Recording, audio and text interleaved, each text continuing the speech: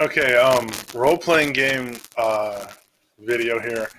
This is a creature I had never heard about until this year, and this could make a tremendously powerful enemy monster if you want to use this in any kind of game. I'm amazed this hasn't been used in some movie or something because it's so horrific. It's called a velvet worm, and I'll put the link below so you can see it in action. But it's fearsome to see. Basically, it has this slime, this mucus glue stuff, right? And it's like it has two squirters and some gnarly bug enemy that's way bigger than it with like pincers will come up to it, and it'll blast these things, and it kind of it crosses the streams like in Ghostbusters, but it has these two kind of squirters. I don't know if they're like little spit ducks or what the heck they are, but this thing spits out this stuff, and apparently the duck, the whole half the worm's body or something holds the goo that it has inside of it, but it's like very watery when it comes out. It's like spitting. It's like a little stream of water that comes out of a squirt gun or something, right? And then it crisscrosses it. But as this stuff lands on the enemy, it hardens up into this really gnarly glue. And I don't know how this is. This is like the magic of nature. Who knows? This is some crazy organic chemistry stuff. And in a couple seconds, that enemy is like frozen solid, even if it's strong. And it's the more it struggles, the more it kind of goos itself up with its limbs. And the stuff hardens like, I don't know, whatever it is, epoxy resin or, some crazy glue kind of stuff. And after like, 10 or 20 seconds, maybe a minute, it's frozen, and then the velvet worm just crawls on there and just sucks it dry. It's just like one of those, you're like, whoa, that's like one of those most scary things I've ever seen. It's a crazy, video. But anyway, check the link below. This could be used in movies, video games, and even like role-playing games, which for some reason they call pen and paper role-playing games, but like you see, role-playing games are role-playing games. That's the default. And then video games are, video game role-playing games. That's a different thing. So let's get that straight. We want to always keep our English straight here. No pronoun communism, none of that stupid, newspeak crap. Star Wars is feudalism in space, not a Western. Let's keep our English, clean. So anyway, check out this as a massive, monster that you could possibly use. I'm thinking of doing some videos on some kind of Cthulhu monsters. Like one I can just throw into this video. I'll just make this a generic monster video, like monsters you haven't seen before, right? So, in the Cthulhu Monster Guide, I forget which one it is, right? There's like a field guide, Peterson's Field Guide to Cthulhu Monsters. Now, I don't know what story this is, but there's something called a Hound of Tindalos, and this is just a kick-ass monster. Like it can only appear in angles, whatever dimension it gets summoned from. But when this is the kind of monster, this is like a Cthulhu monster, right? Like, basically, there's 0 survivors if this thing shows up, unless you have, like, powerful, magic to fight it with, or powerful, like maybe a small, maybe a platoon of pikers or something like that, or mounted cavalry with, like, massive lances could fight this thing. But, like, if you're talking about, like, an adventure party in most role-playing games, like, you're dead.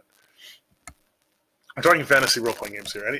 Some science fiction. If you have an automated battle suit or something like that, or mutant powers, then maybe that's something else. But it's huge, it's fast, it tears people apart, and it's got a huge bloodsucker tongue. And I forget if it has other abilities like psionic attack or something to do with if it's poison or not or whatever, right? I don't know if it hits you with that giant tongue, if it injects some kind of paralytic stuff. So I don't know all the stats in front of me, but it's a cool monster. You can look it up, right? Hound of Tindalos. And then so that's like a Cthulhu monster. What else are we going to talk about? We're talking.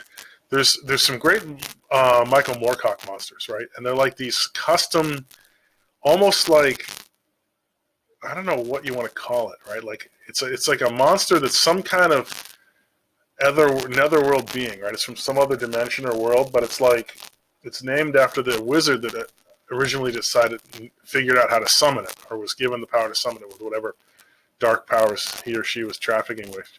But there was one that was awesome called a Creature of Matik, and it was sort of like this. Let's see if I can remember. It's shaped like kind of like a lion, but it has the head. Okay, I forget it. I think it's the head of kind of like a giant bird, right?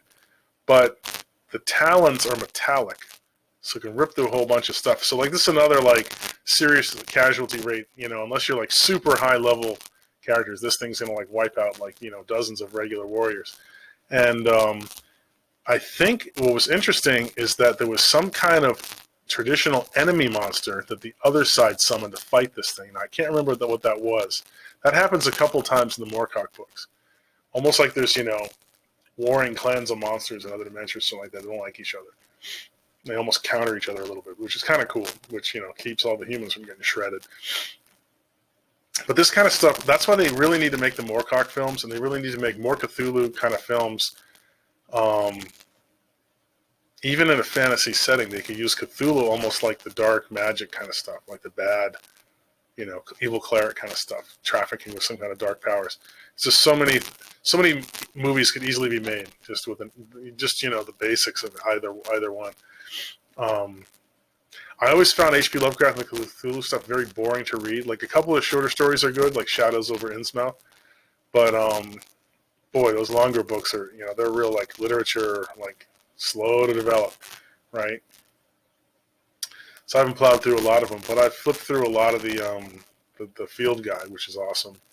And the writing style is fantastic, and the actual writing is really well done. It's like silky smooth stuff, but sometimes it just takes a long, because it's meant to be more like the average person who's a student back in like 1890 studying at some university to try to get out of poverty, and be a doctor or be whatever. And they start to figure out stuff's going wrong, right? And there's some kind of cultists have unearthed something that they shouldn't have been playing with. And now some baddies want to rip into our world from some other place and basically devour everybody. You could even argue that the movie The Thing in 1982 with Kurt Russell is a little bit Cthulhu-ish. It's kind of like that. Like it's like something where running is like a great option from a lot of Cthulhu enemies.